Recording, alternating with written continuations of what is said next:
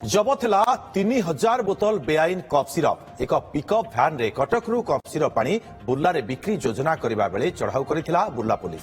तेबे 3000 बोतल cup syrup सहित 1,12,000 टंका जबत होईछि। ए घटना रे पुलिस दुई जन को गिरफ्त करिछि। अभियुक्त माने हेउचंती बुर्लार आकाश सामल एवं सुवर्णपुर जिल्लार शुकदेव दीप।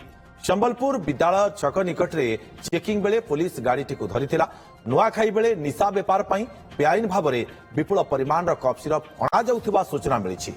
बुर्ला पुलिस एक मामला रुजु करी घटनार तदंत चलाइछि।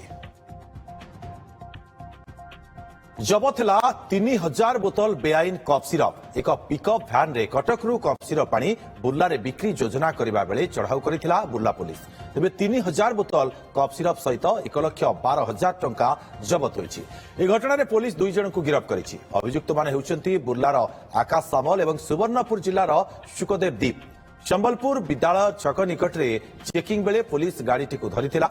नुआखाई बेले निशा बेपार पई बेआईन भाव में विपुल परिमाण कप सिरप अणा जाउथिबा सूचना मिली। बुर्ला पुलिस एक मामला रुजु करी घटनार तदंत चलाइछि।